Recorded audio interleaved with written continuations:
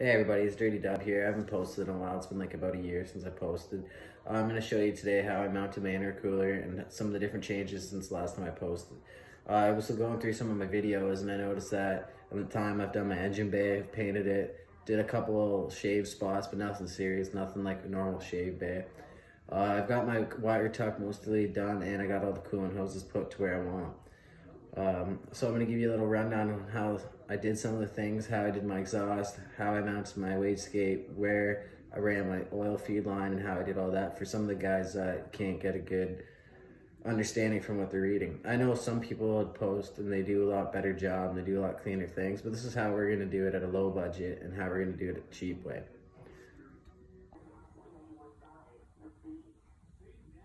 Some of the things you're going to want to know while mounting your intercooler is you always want to have your blow-off valve located in your throttle body here. There's a few issues with the throttle body, and I'll get into that after. But for right now, the blow-off valve is located right here next to the throttle body. You'll want to this setup's recirculator back to the intake arm, which is over there. I haven't finished that yet. I'll get another video for that. And then this little hook connection here for a hose runs to your vacuum block, which is on my short runner intake manifold. So continue on here. 2 clamps. This is just a permanent, or not a permanent setup here, and then it runs down through that crack there.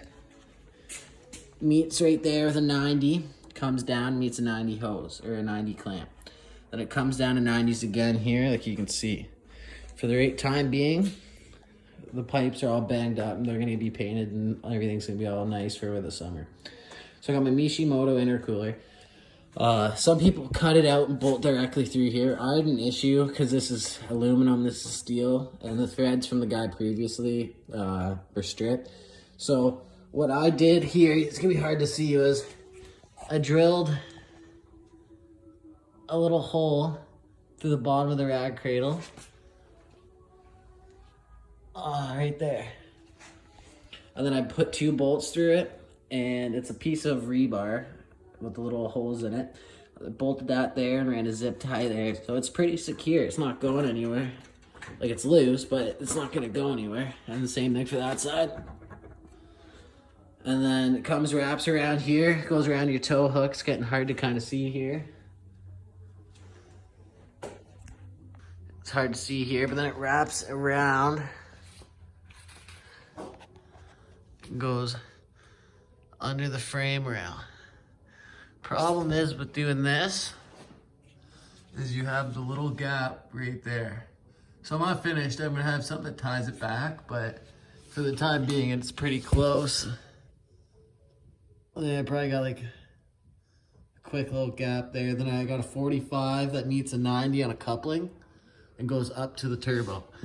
Now this turbo is clocked down so I can hide the pipe here. It's kind of hard to see.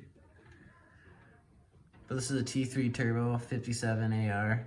Nothing special, might be too small. We'll see how it holds under boost. Now the intake arm, what you're gonna wanna do here, this is since this is a 3-inch outlet, I got a 3 to a 4-inch 90 adapter, and then I cut it back here, make it shorter. And then it's gonna run out here, my cone's gonna sit down there. That's one way. You're gonna want a minimal of 6 inches or 4 to 6 inches from the filter. And you want a good distance so you don't get faulty air fuel ratio readings from the turbo to the mass airflow, which will be right here.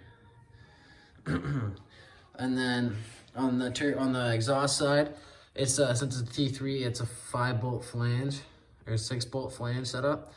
And it runs down through here and down there. I should have made a video. It's custom made on it.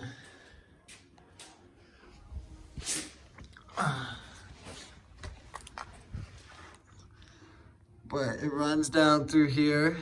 I got a little coolant I got on there when I was ripping some stuff apart.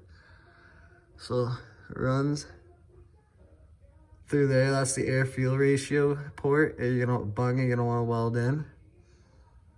And then it comes back here to where my air fuel ratio, or my O2 sensors are. It's straight piped. I'll get into some more information. Then it runs down there, beats up my MagnaFlow Cadillac converter system. and goes to the back to the muffler.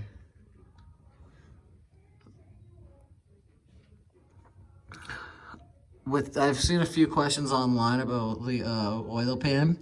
So what I've done here, this is a 10AN bung. I've took it to a fab shop and they drilled it out, welded it in, did a decent job. It only cost me 30 bucks. And then it's a 10AN line from Summit drain. It goes up to the turbo. It needs to be cut to length, but this is just temporary. And then my feed, it's hard to see, but good old Home Depot. It's just a T-fitting with the 4AN feed. You can kind of see that with the oil pump sensor. You always want to have that teed in with it so it tells you when your turbo runs out of oil.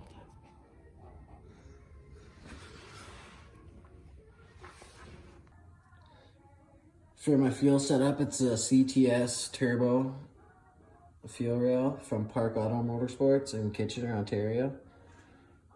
And then also same thing, CTS fuel pressure regulator housing with a 3.5 bar fuel pressure regulator recirculated back to the vacuum block inside here in the short runner intake. These are 6AN fittings, a T back through here. And this is a Robertson compression clamp style thing I read online, which works. It's a little iffy. The black one here does leak. It needs to be fixed up before I start driving. You never want a fuel leak. For here, I relocated my power steering reservoir down to here so I can have room for my 4-inch intake arm, which will be hidden when the arm is there. And then I got 440 series injectors, the green ones. Yes, this is not the perfect build, and yes, there is flaws in my build, but it comes with experience and time with learning. I've relocated my ball over here. So how I did that was there's a flange that normally sits right here, like a little bracket, sorry. And I grinded it off and re-welded it right there and used the existing one on the body. So that's one way to do it. I mostly see people mount them up here, but I wanted to keep this here.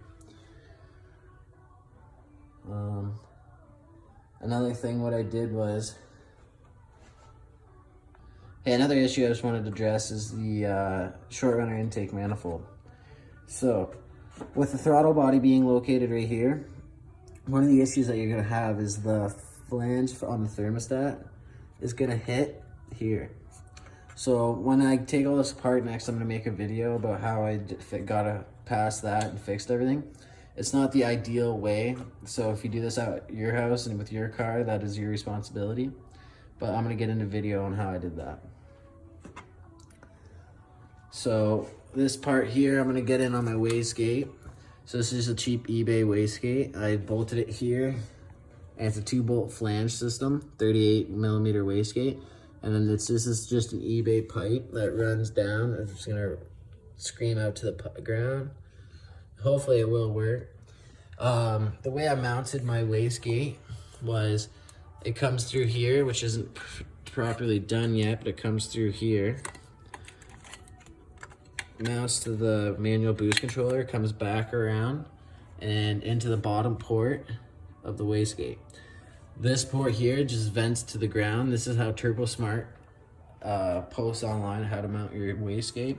And then obviously the reading on the turbo, which is down on that side there. Now another tip too is you always want to seal your fittings because they're always not 100%. So some type of sealant is always good to use. I used liquid Teflon, which some people can find, some people can't. And that's just a little update for now. Next, I will show, next video I do, when I take all this apart in the cooling system, I'll show you how I